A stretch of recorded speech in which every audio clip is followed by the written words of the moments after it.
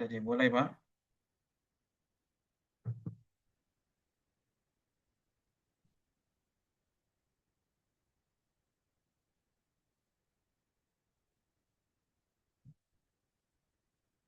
Baik, suara saya terdengar, Pak Dokter. Ya, jelas, Pak. Ya, eh, kita mulai saja ya, Pak Dokter. Boleh, ya. Sistemnya sih memang kalau sebelum dimulai gitu ya, Pak Dokter, punten. Sistemnya memang kalau yang teman-teman sudah lakukan itu lebih ke sesi podcast atau sharing gitu, Pak Dokter. Jadi Hmm. jadi ada sesi apakah seminar? Kalau seminar berarti menyampaikan paparan. Nanti ada sesi tanya jawab dan juga nanti eh, eh, ditutup dengan closing statement atau kesimpulan. Ada juga sistemnya podcast itu eh, narasumber, artinya Bapak nanti eh, kita tanya jawab gitu Pak Dokter, atau seperti apa nantinya? Kita enaknya langsung ngobrol-ngobrol seputar tentang SDM kesehatan lah, seperti itu. Nanti Ya, sambil ngobrol, nanti saya berikan slide gitu ya, materi, Pak. Siap, seperti itu. Kita ngobrol-ngobrol santai, seperti itu. Bisa siap. dimulai aja, Pak. Boleh, boleh Pak. Baik, Bismillahirrahmanirrahim. Assalamualaikum warahmatullahi wabarakatuh. Waalaikumsalam Alhamdulillah, warahmatullahi wabarakatuh. alhamdulillahirabbil alamin wa bihi nasta'in wala umuri dunya waddin wassalatu wassalamu ala asrofil anbiya'i wal mursalin amma ba'du. Alhamdulillah, yang kami hormati, yang kami banggakan, Direktur Politeknik Bakti Kencana Pak Dr. Ahmad Mulyana, yang kami hormati, yang kami banggakan, para wakil direktur yang alhamdulillah hari ini, untuk sesi hari ini, yaitu ditemani atau bersama dengan wakil direktur 4 Politeknik Bakti Kencana, yaitu Dr. Wijaya. Alhamdulillah beliau hari ini juga selaku narasumber pada kegiatan seminar atau podcast pada sore hari ini. Dan tak lupa para pemirsa gitu ya, Budiman yang berada di daerahnya masing-masing. Hari ini tentu kita sedang ada berbagai banyak topik gitu ya, khususnya kaitannya dengan judul-judul yang banyak sekali menarik di dunia kesehatan, Pak. Tentu kita sebagai pelopor di akademisi Politeknik Bakti Kencana yang fokus di dunia kesehatan, banyak sekali isu-isu yang harus memang kita ketahui untuk kita sharingkan, yang mana hari ini kami mengangkat tema Politeknik Bakti Kencana sebagai pusat pengembangan SDM kesehatan yang kompeten, berintegritas, beretika, humanis, dan siap menghadapi tantangan pelayanan kesehatan di era transformasi digital. Nah, tentu eh, persiapan apa gitu, Pak? Karena hari ini SDM-SDM kita hanya bisanya menunggu gitu, Pak. Mereka taunya lulus kuliah, bekerja, tapi entah apa yang harus dipersiapkan gitu, entah apa yang mereka harus apa namanya dibawa di dunia kerja hari ini gitu ya, terusus dunia pelayanan kesehatan. Maka di sini saya sudah bergabung dengan Pak Dr. Wijaya. Bagaimana mungkin tanggapannya atau mungkin saran-sarannya yang memang ini membantu mengembangkan atau mungkin membantu membuka pola pikir para penonton, para pemirsa di manapun yang berada. Mungkin mangga Pak Dr. Wijaya. Iya.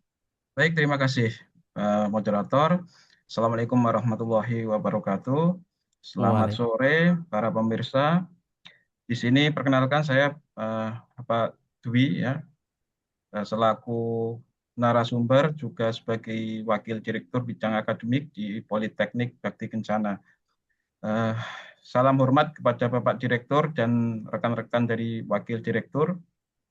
Kemudian yang terhormat juga Bapak Yayasan, Bapak Mubarok, dan seluruh mahasiswa maupun para pemirsa yang mendengarkan. Ini sangat menarik temanya karena kita pengembangan SDM di bidang kesehatan, apalagi sekarang sudah eranya digitalisasi. Nah, ini kita harus bisa memilih ya, memilih yang namanya itu benar atau hoax apalagi tentang masalah kesehatan itu sangat rentan sekali yang harus diterima oleh masyarakat seperti itu. Nah, kemudian di materi yang akan saya bahas ini, selain nanti di pengembangan SDM, itu nanti yang bisa saya share kepada masyarakat tentunya adalah eh, apa namanya jumlah atau istilahnya itu kebutuhan lah, kebutuhan sumber daya manusia di bidang kesehatan itu masih kurang. Tentunya di daerah-daerah kepulauan seperti itu. Tetapi kalau di daerah Pulau Jawa, khususnya di Jawa Barat, kemudian di Jakarta, di Jawa Timur, itu sudah cukup. Namun eh, kecukupan ini belum menyentuh ya di masyarakat. Sebenarnya kita kalau mengetahui lulusan setiap tahun tenaga kesehatan itu bisa dibilang ratusan, mungkin bahkan ribuan se-Indonesia. Namun belum menyentuh kepada masyarakat tentang edukasi-edukasi kesehatan kepada masyarakat. Kita masih menemukan istilahnya kasus-kasus KLB atau mungkin ya kesehatan-kesehatan yang disebabkan oleh lingkungan, ya itu misalnya stunting, itu kita masih banyak ya di masyarakat kita kepada balita itu. Nah, ini kan berarti peran daripada tenaga kesehatan maupun kolaborasi dengan pemerintah masih kurang seperti itu di daerah-daerah. Ya, kita bisa lihat di Jawa lah seperti itu, Pulau Jawa mau ya mungkin di luar Pulau Jawa itu masih banyak yang terjadi seperti itu. Selain stunting, mungkin juga eh, apa namanya penyakit-penyakit lain yang disebabkan oleh kesehatan lingkungan ya seperti itu. Ini sebagai PR kita sebagai tenaga-tenaga kesehatan, fasilitas kesehatan maupun pemerintah, di mana kita harus bisa berkolaborasi memberikan fasilitas edukasi kepada masyarakat, tentunya seperti itu. Nah, eh, pendidikan kesehatan kepada masyarakat itu seharusnya tidak sekali dua kali kita berikan setiap tahun atau biasanya itu kan mahasiswa magang, mahasiswa pengabdian masyarakat. Nah, itu hanya itu yang diberikan edukasi. Setelah itu ya sudah masyarakat lupa lagi gitu kan. Nah, misalnya satu minggu kita berikan pelatihan atau mungkin seminar atau pendidikan lah di tingkat RT seperti itu sama mahasiswa magang misalnya. Nah, itu kan hanya setahun sekali misal. Ya sudah, besoknya mereka sudah lupa lagi. Misal gerakan 3M ya untuk apa menghindari penyakit demam berdarah seperti itu atau sanitasi lingkungan untuk menghindari diare seperti itu kan pada anak maupun orang dewasa. Pada akhirnya setelah misalnya mahasiswa selesai pengabdian masyarakat, ya sudah tidak ada pemantauan lagi kepada masyarakat. Akhirnya masyarakat mengabaikan seperti itu. Nah, ini harus ada tanggung jawab bersama antara tenaga kesehatan, kemudian pemerintah atau di tingkat RT lah seperti itu untuk memberikan pengawasan. Pengawasan dalam hal ini adalah ya bukan teguran ya, tapi kita memberikan semangat lah atau memberikan ya edukasi seperti itu. Ya, misal ayo setingkat RT kita setiap hari Jumat misal atau Minggu memberikan gerakan bersih-bersih desa seperti itu. Kalau kita melihat di daerah desa-desa masih banyak kan apa namanya kebersihan lingkungan yang belum merata. Nah, ini sebenarnya juga sebagai faktor terjadinya suatu gejala-gejala penyakit yang nantinya itu bisa menyebabkan di masyarakat seperti itu. Kita lihatlah di desa kita sendiri. Lah ini kan jika kita lihat masih banyak sampah sembarangan, buang sampah sembarangan. Nah, itu ketika anak-anak kita bermain di situ, nah ini kan orang anak kecil itu kan biasanya kalau udah main disuruh lupa nggak cuci tangan, habis itu makan. Nah ini kan bisa menyebabkan salah satu faktor penyebab diare ya seperti itu. Nah ini kan siapa yang salah nanti kalau yang kayak gini gitu kan? Orang tuanya atau apa gitu kan? Nah, berarti kan ini tanggung jawab bersama. Jadi harapannya nanti untuk eh, mahasiswa di Politeknik Bakti Kencana, kemudian dosen dan sebagainya, kita galakkan seperti itu, khususnya di Kabupaten Cianjur. Nah, ini memberikan edukasi nggak hanya sekali dalam 1 tahun, 1 bulan mungkin bisa 1 kali seperti itu kita kunjungan di daerah-daerah pelosok atau di daerah terpencil, di daerah Kabupaten Cianjur dan sekitarnya kita pantau gitu kan. Kita kerjasama dengan dinas kesehatan dan lain sebagainya dan profesi kesehatan lainnya seperti itu. Ini tonggak awal daripada kita untuk istilahnya memberantas apa penyakit atau yang bisa menyebabkan sakit pada anak maupun orang dewasa seperti itu kan. Nah ini harus kita lakukan sama-sama. Kemudian yang menjadi apa namanya yang menjadi urgensi juga adalah selain di masyarakat adalah tindakan-tindakan medis lainnya yang di fasilitas kesehatan yang di tempat puskesmas, klinik maupun rumah sakit. Kalau kita lihat berita yang terbaru tahun kemarin masih hangat itu kan kegiatan malpraktek. Nah, ini kita sebagai prodi kesehatan yang ada prodi kesehatannya, misal prodi farmasi, fisioterapi, itu kan prodi yang dimana menyentuh pasien langsung seperti itu ya. Jadi kalau manajemen informasi kesehatan, administrasi rumah sakit maupun administrasi kesehatan itu kan tidak bersentuhan langsung dengan pasien. Jadi harapannya nanti lulusan dari Politeknik Bakti Kencana kita ini selain dibekali dengan skill teori, kita bekali dengan skill praktek, di mana jangan sampai ada kegiatan-kegiatan malpraktek di suatu Fasyankes ya, fasilitas pelayanan kesehatan, terutama di klinik, puskesmas maupun di rumah sakit. Ini yang kita sangat miris itu atau ya kasihan ya, ada balita kita lihat berita di Kota Bima itu kan ada malpraktek di mana tangannya harus amputasi karena kesalahan eh, ya kita nggak bisa menyalahkan ya karena memang kita tidak tahu kesalahannya seperti apa. Di mana korban itu kan informasi yang kita lihat itu kan karena infeksi ya di tempat bekas infus seperti itu. Ini kan bisa terjadi sebenarnya, bisa terjadi pada anak-anak, ya, tapi kan penanganannya seperti apa seperti itu. Jadi penanganan-penanganan tenaga medis harus diperhatikan dari skill dan fasilitas di puskesmas atau di rumah sakit itu. Ini untuk meminimalisir dari tindak-tindakan malpraktek seperti itu. Akhirnya balita tersebut karena sudah infeksi menjalar, ya akhirnya diamputasi tangannya. Dan masih banyak lagi kegiatan-kegiatan malpraktek seperti itu. Ini tanggung jawab siapa? Ya kita tanggung jawab bersama dari kampus dan mahasiswa tersebut. Jadi ini harapannya penguatan dan pengembangan SDM kesehatan itu terutama di pelayanan-pelayanan kepada masyarakat atau tindakan langsung kepada masyarakat kita harus tekankan ya, kita harus maksimalkan seperti itu. Diulang-ulang terus karena kita urusannya kan dengan nyawa kan seperti itu.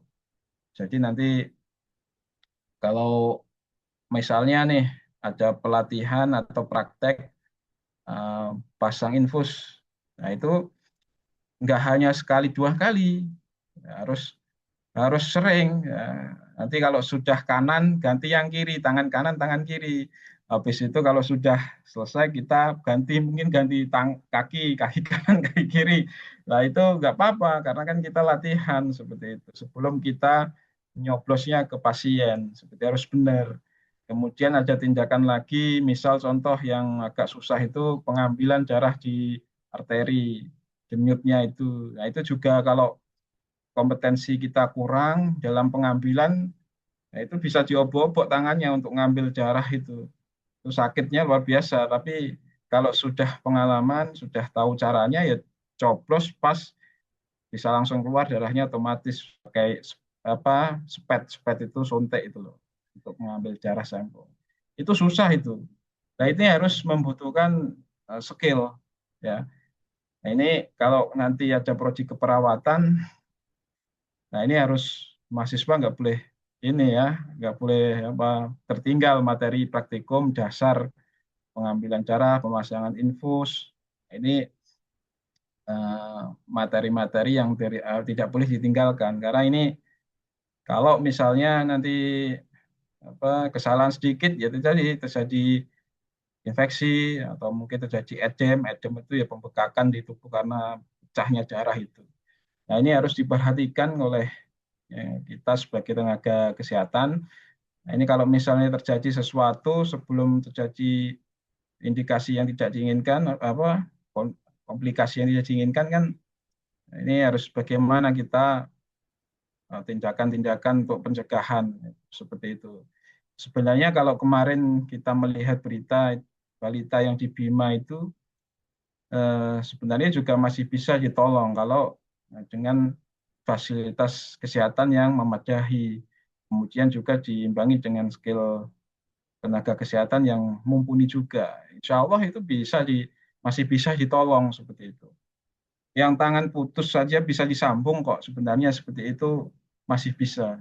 Asalkan itu tadi dengan penambahan fasilitas kesehatan juga diimbangi dengan peningkatan SDM. Jadi nanti harapan kita khususnya mahasiswa Politeknik Bakti Kencana kita sebelum mereka lulus kita ada namanya ujian dulu, praktikum, ukom dan sebagainya. Ada juga yang namanya SKPI. Ini syarat sebelum mereka yudisium kan harus mengumpulkan SKPI dulu. Surat keterangan pendamping ijazah itu skill-skill yang harus diberikan oleh mahasiswa. Jadi nanti ketika mereka lulus pun juga dibekali keilmuan skill yang mungkin belum ada di mereka kuliah gitu kan. Nah, nanti misalnya nih lulusan farmasi kok nggak di farmasi, kok malah bisnis. Nah, itu sebagai salah satu juga apa namanya kompetensi di Politeknik Bagi Kencana. Nah, harapannya nanti selain para alumni, para mahasiswa sesuai dengan jurusan minat kita, kita harus menyediakan fasilitas bagi mahasiswa ini bisa mandiri, bisnis mandiri seperti itu. Agar mereka punya skill tambahan kalau mungkin belum rezekinya untuk kerja di instansi fasilitas kesehatan seperti itu. Ya, ini sebagai tambahan-tambahan keilmuan. Jadi seperti itu. Yang perlu kita perhatikan sebenarnya di tenaga kesehatan itu ya nomor satu adalah skill, skill praktek ya. Jadi Siap. contohnya fisioterapi. Fisioterapi itu kan kita langsung ke pasien itu. Jadi tidak boleh bermain-main ketika kita memberikan fasilitas fisioterapi kepada pasien. Misalnya pasien anak nih, anak yang baru saja patah tulang, perlakuan anak dengan orang dewasa itu kan pasti berbeda. Kita harus punya skill di mana istilahnya itu ngomong lah, ngomong wajah anak itu ya gimana sih gitu kan. Kalau orang dewasa kan, yo tangannya diluruskan, kakinya diluruskan mau. Kalau anak kecil nggak langsung mau mereka, pasti kita rayu dulu, kita beri mainan dan sebagainya seperti itu. Itu yang harus diberikan skill tambahan, edukasi tambahan pada mahasiswa kita di Politeknik Bati Kencana. Nah, ini yang menjadi tambahan materi nanti yang kita berikan di mahasiswa Politeknik Bakti Kencana. Itu Wah, menjadi keunggulan-keunggulan kita di ya. kampus kita seperti itu. Itu mungkin eh, banyak sekali prodi yang eh, Indonesia ini ya, misalnya Mm-mm. fisioterapi, ya mereka lulus-lulus gitu kan, tetapi belum diimbangi dengan skill-skill tambahan seperti itu. Nah, mungkin itu yang bisa saya sampaikan. Selanjutnya ini kita, Oh, mm-mm. saya izin ini apa namanya share screen, Pak Mangga, Moderator. mangga, Ya, mangga Pak. jadi sebenarnya kalau materi pengembangan SCM ini cukup materi banyak sebenarnya karena Ya, berkaitan dengan lulusan tanggung jawab kita sebagai penyedia layanan apa lulusan ya sebagai layanan SDM kita ini para mahasiswa nanti ketika lulus jadi apa seperti itu. Jangan sampai terjadi malpraktek tentunya seperti itu. Nanti kan kalau jadi jangan sampai ya kalau terjadi malpraktek kita yang juga yang ini nanti kan merah gitu. Harapannya mahasiswa bisa eh, memberikan skill-skill tambahan gitu nanti. baik, siap betul Pak Dokter. Iya. Izin saya share screen kita sedikit apa namanya tentang ini bisa dilihat Pak. Sudah apa belum? Sudah bisa Pak. Mungkin diperbesar saja Pak. Nah, sudah. Bisa Pak ya. Siap, Nah, ini sudah Pak. sebagai gambaran di mana arah kebijakan bidang kesehatan ya dari pemerintah baru kita tahun 2025 ini di mana yang pertama adalah penguatan pelayanan kesehatan dan tata kelola ya di pusat kesehatan masyarakat di Puskesmas. Ya maksudnya nggak hanya di Puskesmas, maksudnya di klinik, kemudian di rumah sakit dan sebagainya itu, di mana target kita di tahun 2029 ini ada 70%. Sekarang belum sampai sekitar 70%, masih di bawah sangat rendah sekali. Terutama di daerah-daerah ya cakupannya masih daerah pelosok. Ya di Jawa pun mungkin masih di Pulau Jawa ya, maksudnya itu masih di bawah ini gitu loh. Mungkin klinik-klinik yang klinik apa namanya yang masih kecil itu perlu pengembangan-pengembangan sarpras itu juga menjadi target kita, target sebagai pengembangan SDM dan fasilitas kesehatan. Nah, kemudian intervensi pelayanan kesehatan primer, ya, di mana ini sebagai pusat kesehatan, ya, ini mereka banyak kita sekali yang menjumpai tenaga-tenaga calon-calon ya calon tenaga kesehatan lulusan perguruan tinggi yang tidak ikut apa itu registrasi UKOM ya seperti tidak ikut kompetensi keahlian. Jadi mereka lulus ya sudah mereka kerja yang lain seperti itu atau mungkin melanjutkan studi yang lainnya S2 misal seperti itu. Tetapi tidak melanjutkan ke profesi. Itu juga kita banyak menemui seperti itu. Itu harapannya seperti itu. Kemudian pemenuhan sediaan farmasi. Nah, maksudnya ini adalah untuk obat-obatan yang diperlukan di pusat kesehatan ya tentunya kita kalau melihat di daerah-daerah kota pelosok gitu kan obat-obat tertentu kan tidak menyediakan. Akhirnya resep yang disediakan oleh dokter itu kita bisa mencari di tempat lain ya, di apotek seperti itu. Mungkin seperti itu. Ini yang menjadi tantangan target di tahun 2029 ini harus minimal 80%. Kemudian penguatan surveillance pengendalian KLB. Nah, ini tadi yang tadi ya sudah saya jelaskan tadi itu ini sanitasi lingkungan, di mana nanti harapan kita di Politeknik Bekti Kencana ini, kalau bisa nanti para dosen tentunya yang garda pertama ya mahasiswa, itu bisa nanti kalau bisa 1 bulan lah, minimal 1 bulan sekali itu kita kunjungan ke daerah-daerah di Cianjur misal atau daerah lainnya, di daerah yang memang kondisinya itu eh, masih kurang edukasi kesehatannya seperti itu. Atau mungkin daerah yang stunting itu paling tinggi, misal di Cianjur, di daerah desa mana, seperti itu kita kunjungi. Kemudian juga sanitasi lingkungan itu banyak sekali. Mungkin, mohon maaf, BAB sembarangan itu masih ada. mungkin di BAB di sungai mungkin, atau mungkin BAB di kalau kalau di saya dulu waktu itu, waktu zaman saya mahasiswa, moderator, waktu itu di daerah Tangerang di dekat Iya. Bandara Soekarno-Hatta itu, saya lupa desanya apa, ya lupa. Nah, di sana itu ternyata masih banyak yang BAB sembarangan, maksud saya di sungai. Nah, kemudian di sana ternyata masih ada kegiatan petani nyuci apa itu, kangkung kalau nggak salah itu. Waduh, ini di atas BAB, di bawah nyuci kangkung. Waduh, ini super sekali vitaminnya gitu kan. Nah, ini yang harus menjadi edukasi. Nah, ini waktu itu saya cukup prihatin juga, di sebelahnya bandara, tapi kok di sebelahnya ini masih edukasinya masih kurang gitu, masyarakatnya masih kurang. Ini berarti peran daripada tenaga kesehatan maupun pusat kesehatan Pemerintah daerah tersebut. gitu ya. Hmm. Ya, betul. Minimal RT lah, RT aktif gitu kan. Hmm. Iya RT betul. aktif melaporkan ke atas, ya itu bisa bisa lah itu.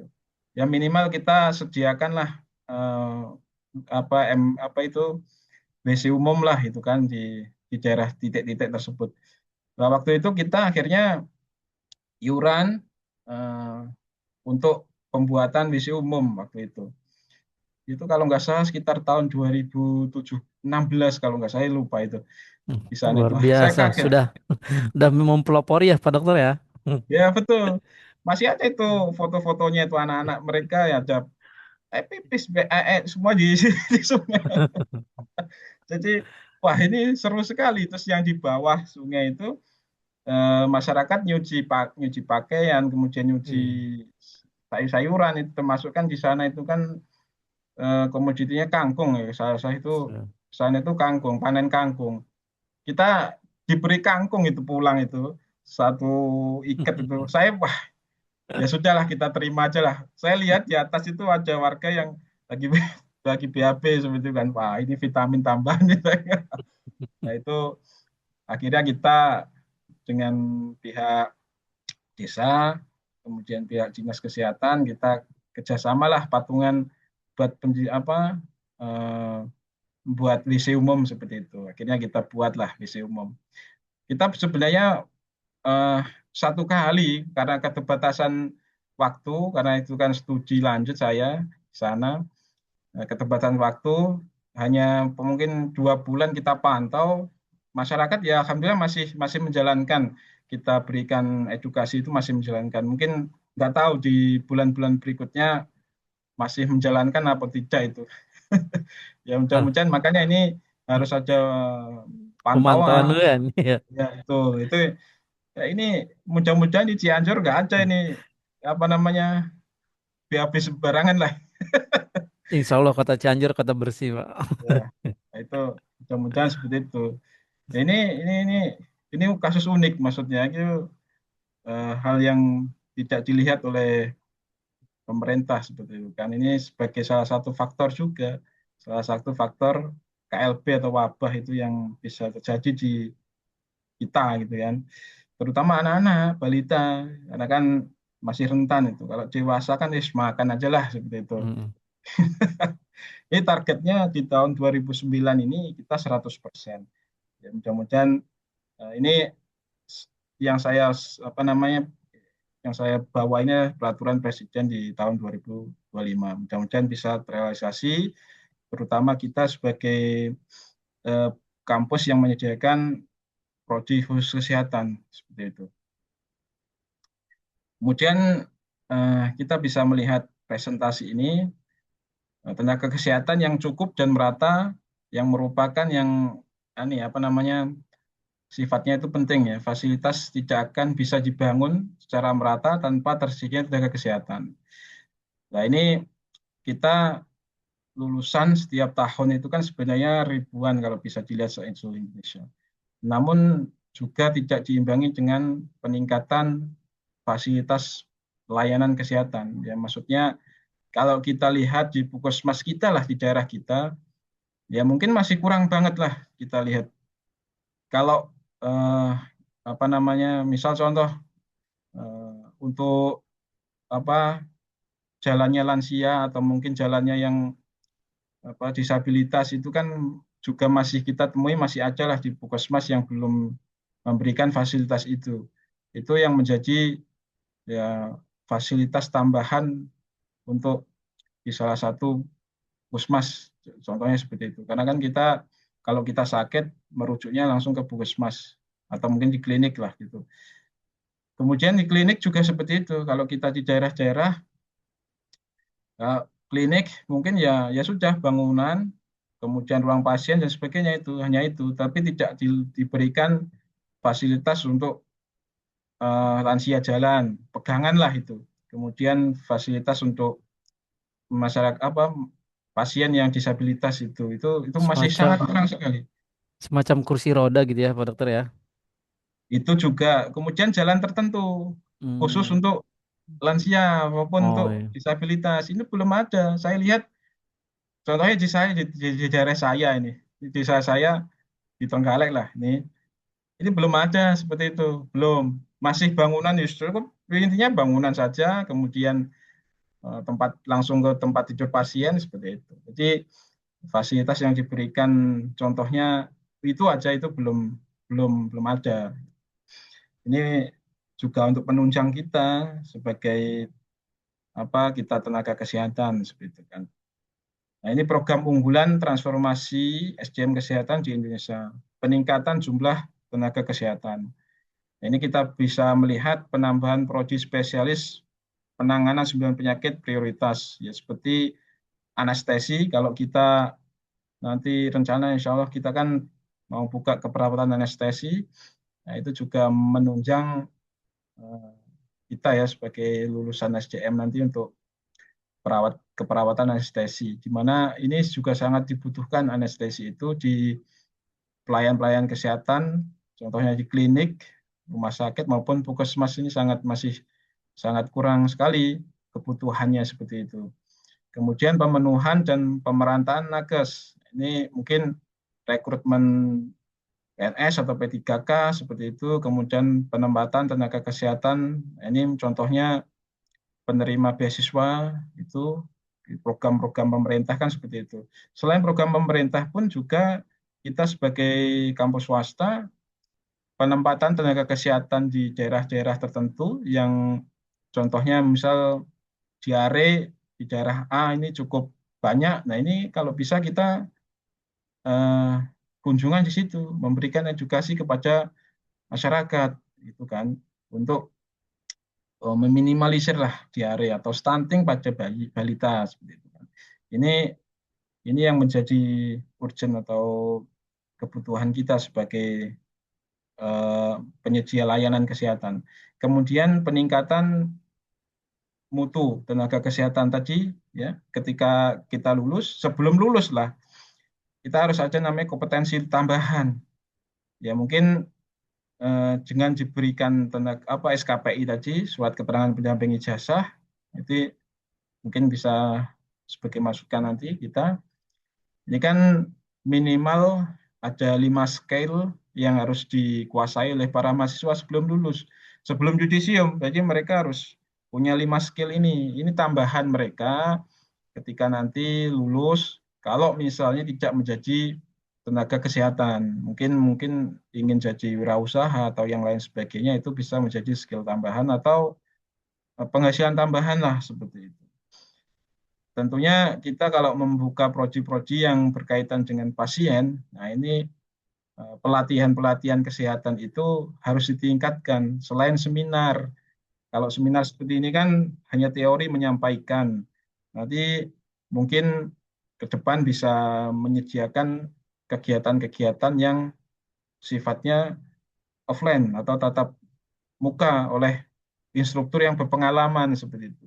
Contohnya CPR lah, penolongan pertama pada ini kan pasien kecelakaan atau dan lain sebagainya itu kita nanti bisa memberikan pelatihan, kita dari instruktur yang sudah berpengalaman.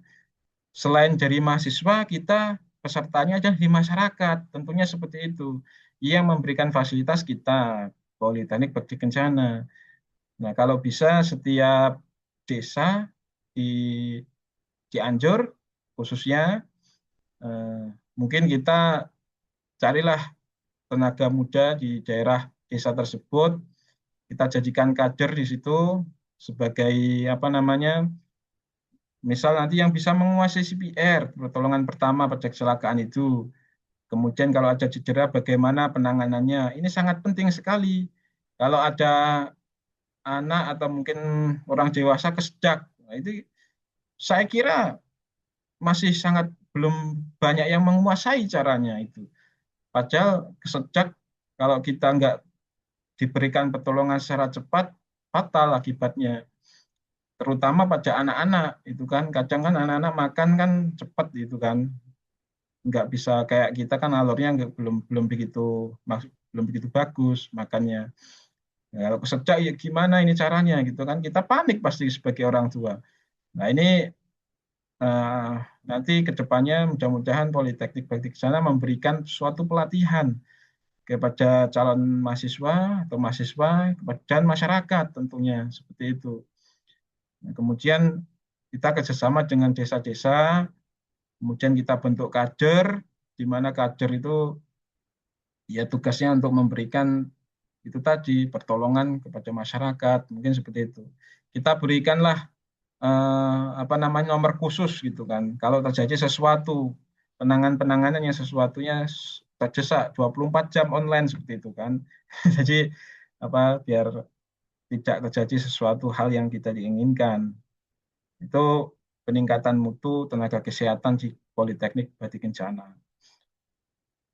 Kemudian kita perlu bekerja sama dalam transformasi SDM dalam perbaikan kesehatan masyarakat tadi ya, dengan penyediaan layanan, fasilitas layanan, kemudian tadi STR tadi ketika mahasiswa lulus mereka harus diuji kompetensikan. Nah, kemudian kalau sudah lulus mereka bisa mendapatkan ini apa namanya STR tadi ya. Kemudian SIP surat izin praktek itu sebelum mereka praktekkan harus lulus dulu apa UKOM itu dan dapat STR itu. Kemudian pendaya gunaan khususnya pada ini ya tenaga kesehatan warga negara Indonesia yang lulusan luar negeri. Kemudian pendaya gunaan tenaga kesehatan dari asing. Nah, ini mungkin nanti harapan kita Politeknik Bakti Kencana kita bisa kerjasama dengan perguruan tinggi di luar negeri, di mana perguruan tinggi luar negeri itu yang bisa menyediakan prodi kesehatan kita kerjasama, kita undang mereka untuk memberikan pelatihan kepada mahasiswa kita yang mungkin di kita belum belum ada gitu kan, atau mungkin belum maksimal lah seperti itu. Ini menjadi tambahan kita sebagai men, apa SDM kita ya. Peningkatan mutu. Nah, ini kasih yang jelas ya. Tadi mutu skill itu yang kita harus prioritaskan. Nah, kita lihat persebaran dokter di Indonesia di tahun 2003. Kita lihat ini ya, Konsil Kedokteran Indonesia per September 2023. Ini saya contoh aja persebaran dokter ya, karena dokter itu kan sebagai tenaga kesehatan juga yang bisa apa namanya aksesnya semua bisa diakses. Kalau farmasi, lulusan farmasi, fisioterapi itu kan terbatas. Maksudnya itu kalau dokter kan bisa melakukan tindakan yang tidak bisa dilakukan oleh tenaga kesehatan lainnya gitu. Kita lihat aja per September 2023 di mana lulusan kedokteran di Jawa Barat itu paling tinggi, paling banyak. Kemudian diikuti dengan Jakarta, Jawa Timur dan Jawa Tengah. Namun ternyata di luar provinsi di Pulau Jawa itu masih sangat kekurangan, masih kurang 10.000 dokter. Nah, ini kan tidak sedikit jumlahnya masih berada di 1.000 1.000 dokter. Nah, ini makanya pemerintah ingin membuka prodi-prodi kesehatan, prodi-prodi kedokteran, ya, kampus-kampus yang sudah siap untuk membuka prodi kedokteran. Tapi kalau Politeknik Bati Kencana belum. Harus rubah status dulu nanti ke institut atau universitas seperti itu. Nah, ini kalau sudah prodinya unggul, Ya mungkin 10 tahun ke depan lah insya Allah. Ya nggak harus 10 tahun, kalau bisa 5 tahun kita bisa ke institut atau universitas. Kalau kita mampu nanti kita bisa buat proyek dokteran. Insya Allah seperti itu. PR kita ya Pak Wadir ya. Ya betul, betul nanti. Nah ini tenaga medis dan tenaga kesehatan di fasilitas pelayanan kesehatan masih belum terpenuhi sesuai standar. Ini menurut Kemenkes ya di tahun 2024. Ini kita lihat 96% puskesmas dengan dokter masih masih kurang. Kemudian 56 puskesmas lengkap 9 nakes. 9 nakes itu contohnya ya dokter, dokter gigi, farmasi, kesmas, kesling, gizi, ATLM itu analis kesehatan, perawat, dan bidan. Ini masih sangat kurang. Kemudian 62% RSUD lengkap 7 spesialis. Ini di seluruh Indonesia. Jadi masih sangat kurang sekali seperti itu. Namun kalau di Pulau Jawa tadi sudah memenuhi lah. Tapi yang di daerah luar pulau masih sangat minim sekali. Kemudian ketersediaan dan kuasa jam. Nah ini kita sebagai penyedia pelayanan kesehatan SDM, ya tentunya kita nanti selain tiga prodi ini apa yang dibutuhkan oleh masyarakat untuk peningkatan eh, mutu atau peningkatan SDM di kesehatan. Tentunya nanti kita melihat selain dari segi kebutuhan pasar, kita juga kebutuhan secara masyarakat ya. Intinya kalau kita di Cianjur aja masih terdapat eh, stunting yang tinggi misalnya, atau mungkin kasus diare yang tinggi. Nah, itu sebenarnya juga masih dibutuhkan eh, tenaga-tenaga kesehatan untuk diberikan kepada masyarakat, sosialisasinya lah pendidikan kesehatan itu. Seperti itu. Kita lihat kebutuhan tenaga kesehatan secara nasional ya. Ya ini yang di blok merah ini adalah masih kekurangan, kalau yang biru ini kelebihan. Kalau yang putih ini kebutuhannya. Kemudian kita lihat aja eh, masih banyak sekali kita di mana kebutuhan-kebutuhan tenaga kesehatan itu dari mulai dokter, dokter umum, dokter spesialis, kemudian juga tenaga kesehatan lainnya seperti perawat, bidan dan sebagainya itu masih sangat kekurangan sekali ya. Contohnya kita lihat bidan di mana ini untuk tahun 2029 saja ini masih kekurangan kekurangan ketersediaannya, kebutuhan kita 600 tetapi masih ketersediaan 441. Nah, ini juga masih sangat kurang sekali seperti itu. Kemudian apoteker, analis, promkes, promosi kesehatan, kemudian sanitasi lingkungan, psikologinis, dan gizi atau nutrisionis ini gizi. Itu kita bisa lihat datanya masih kurang, terutama ya mungkin di Cianjur sendiri kita masih kekurangan tenaga-tenaga kesehatan gitu. Ya, nanti harapannya mudah-mudahan pemerintah bisa memberikan fasilitas yang memadai oleh tenaga-tenaga kesehatan, mulai dari yang dibutuhkan, mungkin apa namanya alat-alatnya seperti itu bisa disediakan oleh pemerintah secara maksimal. Biar nanti contohnya aja eh, kasus apa ya, misal ternyata kegigitan ular gitu kan, ular kobra misalnya.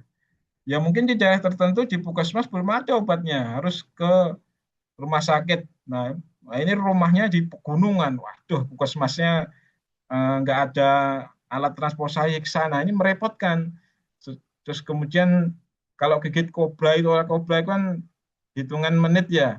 Apa namanya kita harus penanganannya cepat. Nah, itu paling tidak di fasilitas kesehatan di tingkat desa itu kan ada itu posyandu itu desa, pusat kesehatan desa itu kalau bisa diberikan obat penawar itu tadi apa kobra lah, ular lah dan sejenisnya itu. Ya minimal itu.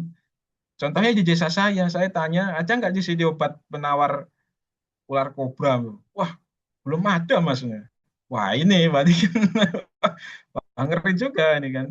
Nah, ini maksudnya ya jangan sampai lah, paling tidak ada gitu kan penawarnya. Karena kalau apa namanya itu kan sangat hitungan menit aja udah nyebar ke seluruh tubuh. Nah, ini kemudian tantangan dan kebijakan transformasi di bidang teknologi kesehatan. Ya mungkin ini sekedar apa namanya tambahan di mana tenaga-tenaga kesehatan kita itu belum maksimal di bidang IT ya, pengembangan-pengembangan IT itu masih kurang sekali. Apalagi yang tenaga kesehatannya itu yang sudah apa umurnya taruhlah 40 ya apa 50 ke atas gitu kan. Dan Itu kan lansia juga gitu. ya itu kan kalau disuruh minta tolong bukan aplikasi ini apa itulah itu wah, gimana ini gitu kan. Nah, ini kan kurang. Nah, ini kita Betul, betul. sebagai nanti penyedia SDM kesehatan harus kita berikan namanya kurikulum tambahan di apa namanya di setiap kurikulum prodi itu ada materi tentang IT. Makanya kalau belum ada berarti harus kita revisi itu. Ya paling tidak ada pemrograman website, kemudian pengembangan aplikasi. Nah, itu paling tidak ada di setiap mata kuliah per prodi. Jadi mahasiswa biar tidak gaptek banget lah gitu ketika lulus gitu kan. Ini orang kesehatan kok bisa bikin aplikasi gitu. Lulusan apa ini? Ya, ini sebagai materi tambahan seperti itu kan. Seperti itu contohnya. Mungkin itu bisa kita yang bisa saya share materi dan diskusi. Sebenarnya memang sangat menarik sekali untuk pengembangan SDM ini, Pak Moderator. Jadi karena keterbatasan waktu, sebenarnya kita kalau diskusinya pengembangan SDM itu bisa sampai tengah malam. Iya, betul Paling Pak harus Dokter. disampaikan. Mungkin itu Ya, kita bisa diskusi tanya jawab mungkin. Mau jawab yang siap. ingin disampaikan, yang ditanyakan, silahkan monggo.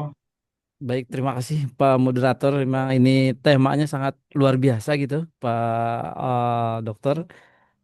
Tentu pengembangan SDM ini sangat luas cakupannya di apalagi di era digital ini banyak sekali gitu ya.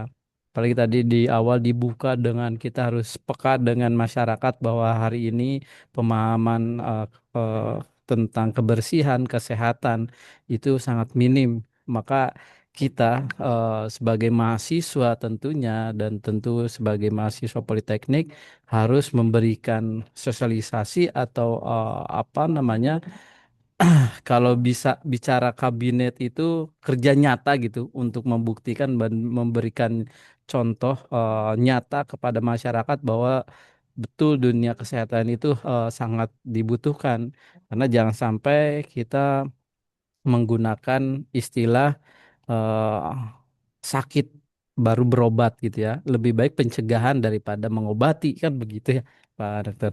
Baik, saya mencatat gitu ya banyak sekali pertanyaan-pertanyaan Pak Dokter. Mungkin ini bisa terrealisasikan gitu ya karena saya rasa ini sebetulnya harusnya kita ada apa namanya seminar offline-nya gitu ya Pak Wadir supaya lebih menarik lagi. Kayaknya ini mahasiswa-mahasiswa atau mungkin para pemirsa banyak sekali yang ingin bertanya gitu ya. Tapi keterbatasan hari ini mungkin saya bisa wakilkan teman-teman yang lain.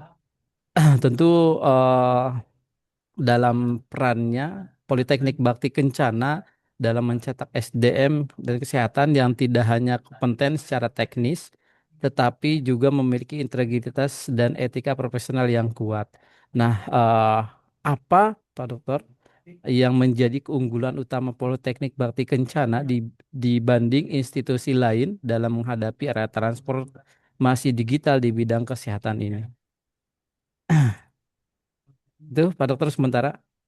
Ya. Nah, ini yang harus kita menjadi penciri khas ya, penciri khas tertentu di Politeknik Bagi Kencana. Nanti selain dibekali dengan teori-teori atau praktek yang sudah diajarkan di materi kuliah, kalau bisa nanti para lulusan ini dibekali dengan misal kalau farmasi contohnya. Farmasi kan masalahnya kan obat-obat aja ya. Nah, selain obat kita juga kalau ada materi khusus tentang holistic care, pengobatan holistik, jamu lah seperti itu lah intinya. Kemudian kalau apa namanya fisioterapi itu kan secara medis kan ada alat-alatnya tertentu. Itu apa kalau di fisioterapi juga ada mungkin secara tradisional kita juga kalau bisa diterapkan. Misal contoh kalau kita tahu apa ya hipnoterapi lah seperti itu. Mungkin kita bisa tuh diterapkan kepada mahasiswa. Kemudian pengembangan-pengembangan di bidang teknologi itu nanti kita kalau bisa eh, membuka ini apa namanya Politeknik Bakti Kencana kita kan eh, kampus kesehatan, tetapi juga nanti insya Allah kita buka prodi umum yang bisa mengimbangi dengan prodi kesehatan. Kalau bisa kita nanti bisa buka ini apa namanya apa itu ya semacam pabrik lah, bukan pabrik apa ya kayak jamu lah misal gitu kan. Misal dari daun kelor misal kita ekstrak menjadi sebagai obat seperti itu sebagai jamu lah itu. Produknya Politeknik Bakti Kencana gitu kan.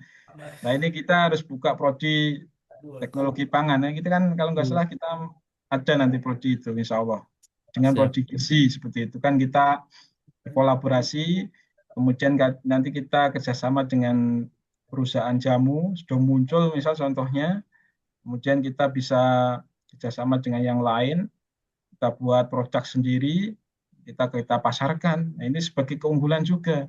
Kemudian kita kalau bisa ada skill-skill khusus yang belum ada di Cianjur. Contohnya ya tadi apa terapi-terapi tradisional ada di kita. Kemudian pelatihan-pelatihan di bidang IT untuk masyarakat tentunya. Ya, Hmm. mungkin kalau bisa free ya kepada masyarakat, tentunya anak-anak muda itu kita berikan apa namanya tadi yang sudah saya berikan apa-apa kayak CPR tadi pertolongan pertama itu. Nah, itu gratis lah kita berikan pelatihan kepada masyarakat. Nah, itu sebagai keunggulan penciri khas kita sebagai Politeknik Batingan khususnya di Cianjur. Jadi eh, sebagai sorotan kepada masyarakat, oh di Politeknik Batingan ini ada pelatihan gratis nih, apa P3K misal atau mungkin item apa IT lain lah ya, buat website dan sebagainya itu ada di kita. Itu yang bisa kita kembangkan sebagai penciri khas Politeknik Bali Kencana. Tuh, Pak Moderator. Wah, luar biasa ini. Jawabannya sangat mudah dipahami gitu, Pak Direktur. Tentu memang PR besar bagi kita sebagai eh, mahasiswa gitu ya dalam memberikan terobosan. Tentu dalam hal ini juga pemahaman ke masyarakat bahwa memang pentingnya hari ini tentu kita sadari banyak sekali obat-obatan yang memang mengandung kimia gitu ya, Pak Dokter. Maka tadi kalau bisa dikombinasikan dengan obat-obat tradisional, kayak tadi mungkin dicontohkan daun kelor, ada daun sereh, ada sekarang jamu-jamuan. Maka sekarang mungkin Bapak Ibu pemirsa gitu ya, Buniban yang dimanapun berada, sekarang di pasar-pasar, di pasar malam terutamanya gitu ya, yang memang bukannya di malam hari, banyak sekali sekarang ada ya obat-obat jamu tradisional yang kunyit jahe yang direbus itu dipasarkan dijual yang menurut saya sih itu bagus gitu ya, tren bagus. Hari ini bukan hanya karena ini Bandung dan Cianjur ini berdekatan gitu Pak Dokter, banyak sekali yang malah jualan cilok, seblak segala macam. Lebih baik Iya. yang jualan seperti itu, jahe merah, terus racikan-racikan yang memang menurut menurut saya dalam pencernaan bagus gitu untuk kekebalan tubuh dan yang lain-lainnya. Eh, Mungkin saya lanjutkan gitu ya, Pak Dokter. Tentu Iya. di era digitalisme ini transformasi eh, bagaimana gitu ya, bagaimana kurikulum di Politeknik Bakti Kencana ini bisa disesuaikan dengan perkembangan teknologi seperti digitalisasi rekam medis, telemedika dan juga artificial intelligence. Artinya untuk mengkombinasikannya itu kurikulum di Politeknik, apakah bisa gitu ya di era digital seperti ini gitu Pak Dokter? Ya, jadi eh, sebenarnya di seluruh perguruan tinggi itu ada banyak sekali perubahan-perubahan kurikulum.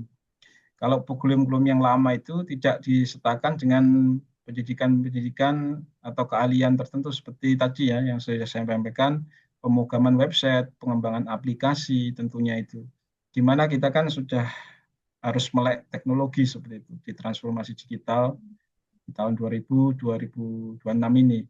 Jadi nanti keunggulan atau pensiri kita ya di Politeknik Bati Kencana ini kita harus berikan tambahan materi kuliah khusus di mana itu nanti kita untuk pengembangan-pengembangan aplikasi, kemudian pemrograman website, kemudian bisnis digital.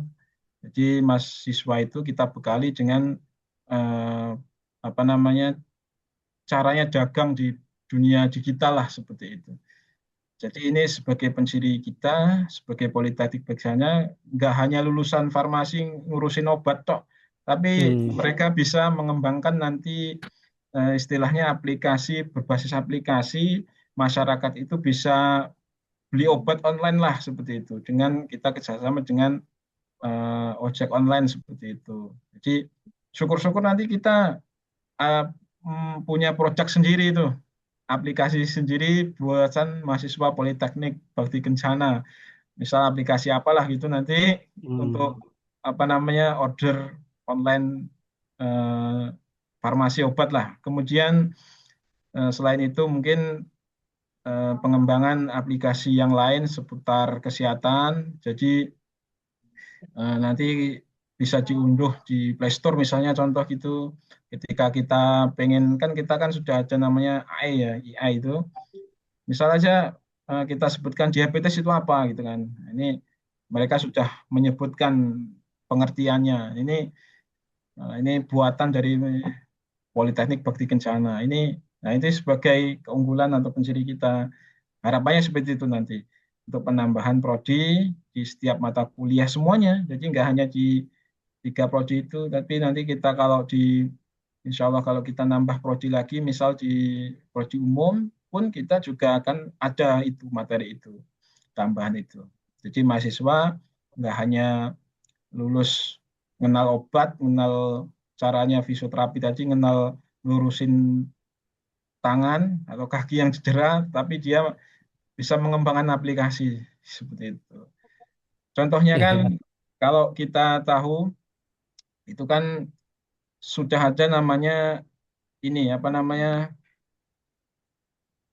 kalau kita lihat di internet itu ada itu apa namanya dokter A rumah sakitnya di daerah sana jauh sekali dia hanya Hmm. mengoperasikan itu dengan apa akses internet dengan ini apa namanya dari jarak jauh seperti itu atau mungkin ada juga yang apa namanya selain di kesehatan itu di teknik ya di teknik pertambangan kalau nggak salah itu dia di Jakarta kemudian alatnya di daerah luar sana di luar Pulau Jawa dia mengoperasikan alat beratnya itu dari sini dari Jakarta misal gitu kan ya seperti itu jadi pengembangan-pengembangan teknologi bisa apa namanya istilah telemedicine ya kalau di kesehatan itu bisa dari jarak jauh tapi kalau untuk eh, kesehatan, untuk kegiatan apa namanya tadi secara langsung ke manusia kita harus kalau bisa optimal harus langsung ke pasien.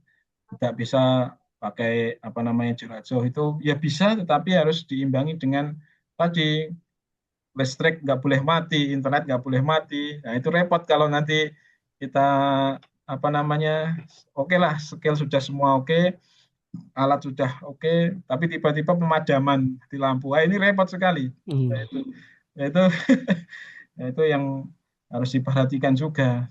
Nggak boleh wifi atau internet mati, tiba-tiba kuotanya habis. Wah, ini repot juga. Nah, itu juga harus diperhatikan. Itu, Pak Moderator. Oke, terima kasih Pak Dokter. Luar biasa ini. Tentu sangat menarik kaitannya SDM di era digitalisme ini.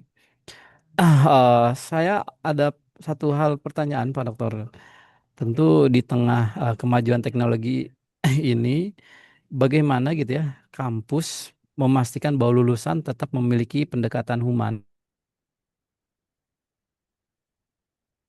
Kami mengetahui bahwa kampus punya visi misi yang sangat luar biasa gitu ya. Maka bagaimana secara implementasinya gitu Pak Dokter? Dan satu lagi gitu Pak Dokter, program apa saja yang dilakukan untuk memastikan mahasiswa memiliki pengalaman langsung di dunia kerja sebelum lulus? Tentu ini bicara untuk para mahasiswa dan juga mungkin calon mahasiswa nantinya supaya memiliki gambaran bahwa nanti sebelum atau sudah lulus nanti akan kemana. Seperti itu, Pak Dokter. Iya. Nah ini kalau apa namanya melihat peluang lulusan di Politeknik Bati Kencana ya, nanti sebelum mereka lulus, harapannya kita harus sering-sering kepada masyarakat. Kadang calon tenaga kesehatan ada yang kaku, ada yang apa namanya istilahnya eh, nggak boleh loyo lah, nggak boleh lembek lah gitu kan. Karena tenaga kesehatan itu harus melayani masyarakat gitu kan. Jadi harus lebih sering-sering lebih banyak nanti kepada masyarakat. Contohnya nanti gini, kalau misalnya perawat tuh yang sebelumnya nggak pernah megang apa itu, misal mohon maaf kalau di rumah sakit itu kan ada yang berak di celana atau mungkin Hmm. ya apa namanya di pispot, pispot itu alat bantu pipis itu yang itu kan kita kan sebelumnya kan nggak pernah itu. Nah, ketika kita praktek kaget, aduh, itu pekerjaanku toh gitu. Ya itu tanggung jawab kita gitu loh sebagai tenaga kesehatan gitu kan. Ya kita layani gitu. Masa ini tugasnya cleaning service kan tidak mungkin karena kan cleaning service sudah beda lagi. Kita harus memberikan pelayanan yang maksimal kepada masyarakat. Nggak boleh kita bentak.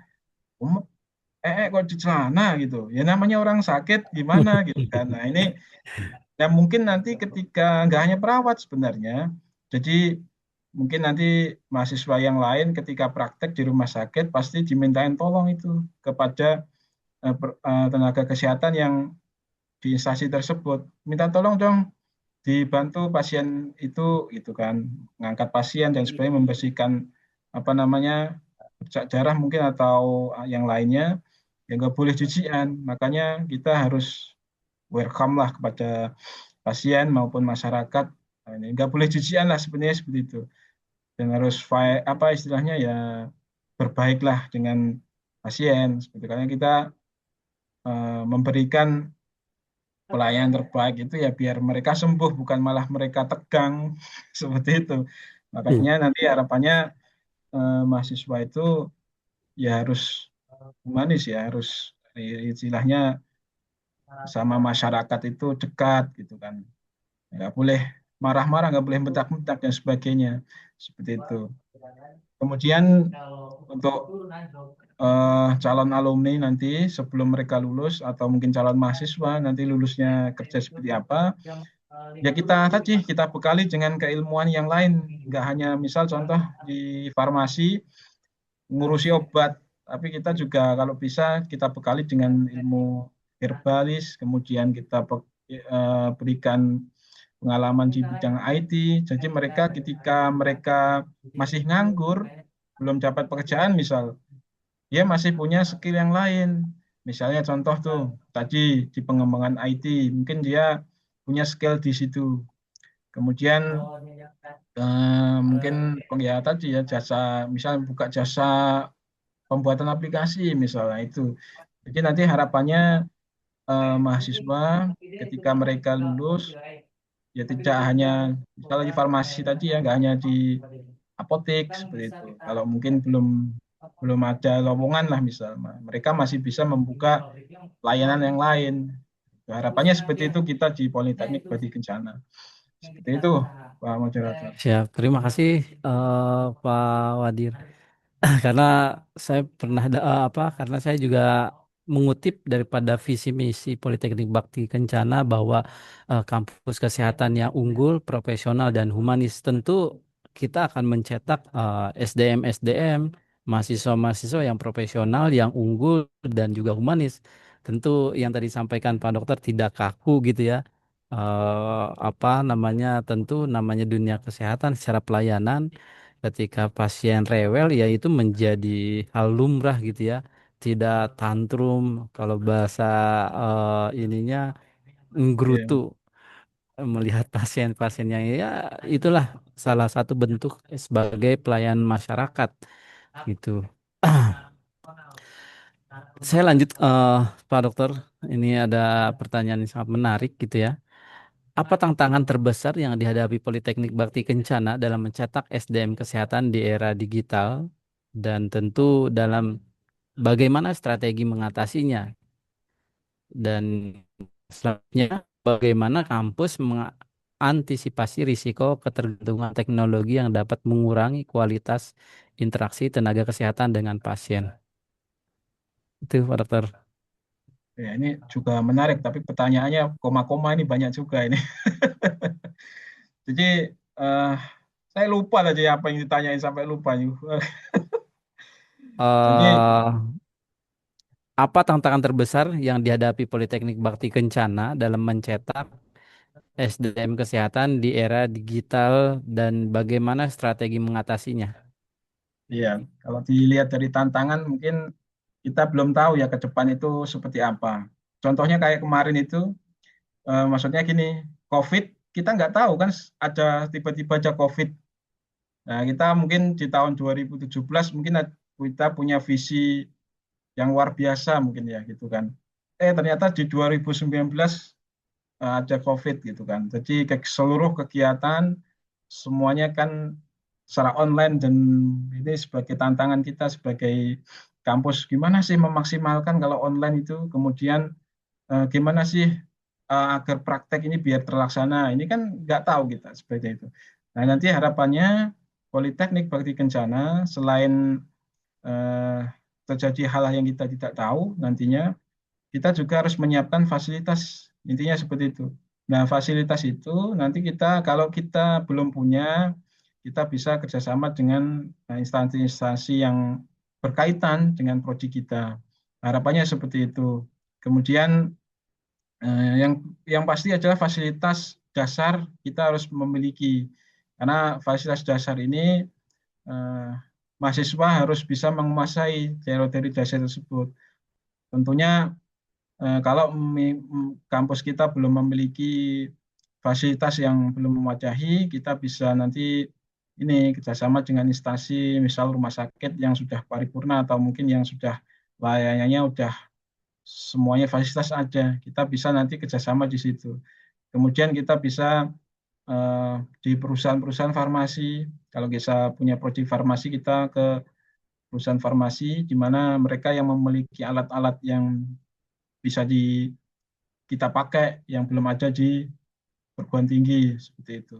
Jadi mahasiswa nanti eh, tidak tanda tanya ketika praktek yang belum beliau laksanakan, ya, nanti kita bisa kerjasama di instansi lain seperti itu yang ada fasilitasnya. Nah, mungkin kan alat-alat kesehatan itu sangat mahal kalau di kesehatan itu bisa ratusan juta, bisa sampai M, harganya lumayan mahal begitu. Nah, ini kan kita bisa nanti kerjasama lah dengan yang instansi yang lain seperti itu. Itu untuk pengembangan yang ke depan yang kita kita tahu nanti di tahun 2027 ini akan ada apa gitu kan kita belum tahu. Tapi kita harus bisa mempersiapkan itu. Contohnya kalau nanti tiba-tiba ada COVID lagi, bagaimana kita yang harus laksanakan fasilitas apa yang harus kita belikan kepada masyarakat, kepada mahasiswa juga itu. Saya kan pengalaman dari tahun kemarin ketika COVID menyerang, banyak mahasiswa yang di semester 5 ke atas yang seharusnya praktek banyak itu kan mangkrak. Jadi kan seperti itu. Nanti dikhawatirkan ini lupa nanti cara ingin infus weh. Ya opo iki lupa. Nah, ini yang kita harus berikan fasilitas gitu kan. Agar mahasiswa tidak lupa lah gitu. Kita belum tahu nanti ke depan seperti apa, tapi kita harus bisa kalau bisa seminimal mungkin ada fasilitas dasar yang harus kita berikan kepada mahasiswa itu. Jadi contohnya itu, seperti contoh nih, yang paling dasar itu adalah eh, praktek TTV atau TTV itu untuk melihat tanda-tanda vital, misal tekanan darah, suhu. Nah, itu mahasiswa kesehatan harus bisa itu, yaitu praktek dasar harus itu yang harus kita kuasai. Nah, itu paling tidak di semester awal nanti mahasiswa sudah paham dan bisa itu. Jadi seperti itu yang bisa saya sampaikan untuk persiapan-persiapan apa saja ke depan. Baik, terima kasih Pak Dokter. Luar biasa untuk hari ini gitu ya, dengan tema pengembangan SDM kesehatan. Sebetulnya kalau dikupas sangat banyak dan sangat luas gitu ya Pak Dokter. Karena mungkin waktu yang membatasi kita atau mungkin Pak Dokter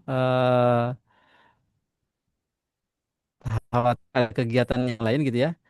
Atau mungkin masih ada waktu Pak Dokter untuk mendiskusikan hal ini. Iya, mungkin sedikit lah kita sharing-sharing biasa.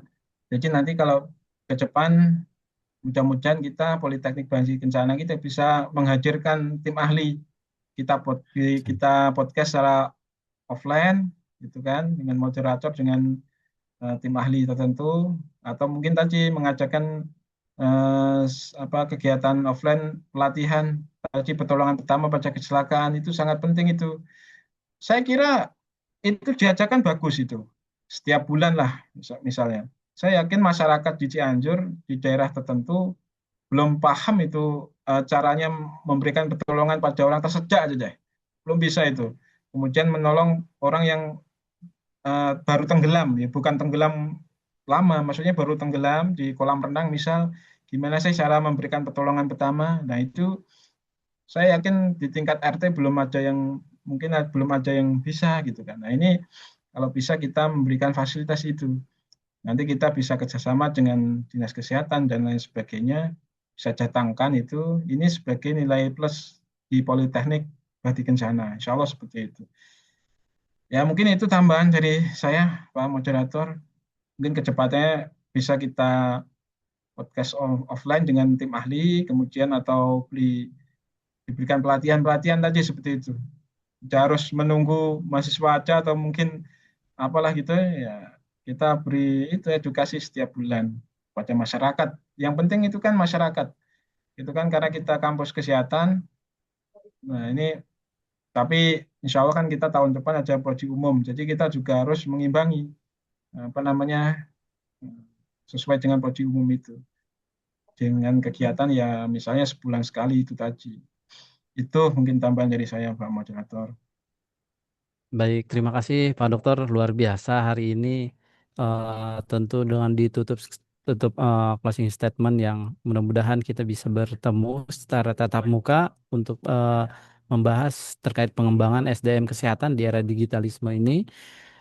Yang tentu nanti para mahasiswa bisa langsung bertanya secara langsung atau mungkin para Bapak Ibu semuanya bisa berkonsultasi karena tentu pentingnya dunia kesehatan di era digitalisme ini.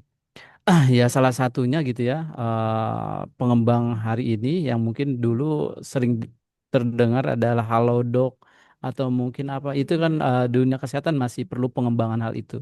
Maka hadirnya Politeknik Bakti Kencana eh, di Cianjur, insya Allah kami akan berdampak dan bermanfaat bagi masyarakat dalam pengembangan dunia kesehatan. Tentu ini eh, transformasi yang sangat bagus bagi dunia kesehatan, terutama di Cianjur karena masih terbatas eh, di akademik. Tentu kami akan hadir di sana. Mungkin ada tambahan mungkin untuk calon mahasiswa baru atau mungkin mahasiswa-mahasiswa yang sudah mendaftar untuk lebih semangat dan termotivasi lagi pada Pak Dokter, kami persilahkan sebelum kami tutup. Ya, mungkin sebagai calon mahasiswa tentunya nanti ini ya, apa namanya tadi ya di semester awal kita harus mulai teknologi. Jadi biar nggak kaget nanti di dunia industri, karena kita kan di dunia industri. Ini kita akan bekali dengan pengenalan-pengenalan aplikasi. Jadi, loh kok di farmasi kok bahasnya kok aplikasi. Nah, ini ya maksudnya nanti kan ketika kalian lulus, nggak hanya bisa ngurusin obat seperti itu, tapi bisa memberikan apa namanya layanan tadi ya, secara IT teknologi, atau mungkin bisa aplikasi, bisa membuat aplikasi. Kemudian juga bisa apa namanya tadi ya kita penambahan kurikulum itu materi tentang non farmakologi tadi, bikin jamu. Kalau farmasi kan lebih ke obat kimia kan seperti itu. Tapi kita juga nanti ada pengembangan lain di pengembangan obat tradisional atau jamu lahir balis seperti itu. Kemudian juga pengobatan-pengobatan secara tradisional lainnya seperti tadi, kalau yang sudah terkenal itu kan hipnoterapi. Nah, ini mungkin nanti kita bisa hadirkan tim ahli atau materi khusus itu kepada calon mahasiswa, bisa eh, dikembangkan keilmuannya seperti itu. Yang terpenting adalah mahasiswa harus bisa IT ya, teknologi, karena itu sangat penting nanti ketika kalian lulus. Kemudian juga tadi yang sebenarnya kita tidak tahu ya tahun depan itu seperti apa. Sebenarnya yang kita harapkan atau kita kuasai itu yang pertama itu IT, kemudian kita bisa memberikan pertolongan pertama pada kasus-kasus tadi contohnya tersesat, kemudian kasus-kasus kecelakaan ringan itu bagaimana penolongannya. Kemudian juga selain farmasi mungkin pengobatan-pengobatan tradisional lainnya yang ada di sekitar rumah kita. Nah ini sangat penting kita berikan kepada calon mahasiswa. Jadi nggak hanya ketergantungan kepada obat, tidak ketergantungan dengan uh, apa hal yang lain gitu kan. Jadi ada alternatif lain yang harus bisa diberikan kepada pasien atau masyarakat. Nah, itu mungkin salah satu keunggulan kita yang harus nanti insya Allah kita kembangkan lah keilmuan itu biar mahasiswa betah lah. Itu yang bisa saya sampaikan. Intinya Baik, tiga, terima kasih. itu ya, pengembangan keilmuan di IT, kemudian di apa namanya pengobatan tradisional itu itu yang bisa saya sampaikan, Pak Moderator. Terima kasih. Baik, terima kasih Pak Dr. Dwi Septian Wijaya, SKP MKM. Beliau selaku Wakil Direktur satu Bidang Akademik yang hari ini telah menyampaikan dan kita mendiskusikan di sesi hari ini terkait tema pengembangan SDM kesehatan di era transformasi digital yang menurut saya sangat menarik dan banyak sekali yang harus kita ulik dan diskusikan. Namun keterbatasan waktu yang sangat memisahkan kita, nanti mungkin bisa dilanjut di kegiatan offline selanjutnya yang tentu sangat meriah lagi dan sangat apa namanya, tentu mahasiswa nantinya bisa bertanya dan bisa menyampaikan pendapat atau aspirasinya secara langsung. Mungkin untuk kegiatan hari ini kita cukupkan, Pak Dokter. Terima kasih atas kehadiran dan juga memberikan materi hari ini yang sangat bermanfaat untuk bagi kami semua. Mudah-mudahan ini bisa diimplementasikan di kemudian hari, terkhusus untuk para mahasiswa dan calon mahasiswa yang nantinya eh, berkuliah di Politeknik Bakti Kencana sesuai dengan visi misinya, yaitu kampus unggul, profesional dan humanis. Tentu kami lebih ke eh, humanis, profesional dan unggul. Maka mahasiswa Politeknik harus unggul di bidang akademisi, profesional dalam bidang kerja dan humanis dalam bidang pelayanan. Itu tiga moto kami, tapi sangat dalam isinya. Maka sebagai mahasiswa, tentu kami menuntut kepada calon lulusan untuk unggul, profesional, dan humanis. Mungkin demikian kegiatan hari ini. Kita lanjutkan di sesi selanjutnya. Saya ucapkan terima kasih, Pak Dokter. Wabillahi taufiq wal hidayah. Assalamualaikum warahmatullahi wabarakatuh. Waalaikumsalam warahmatullahi wabarakatuh. Cin, live. Pak Moderator. Siap, mangga Pak Dokter.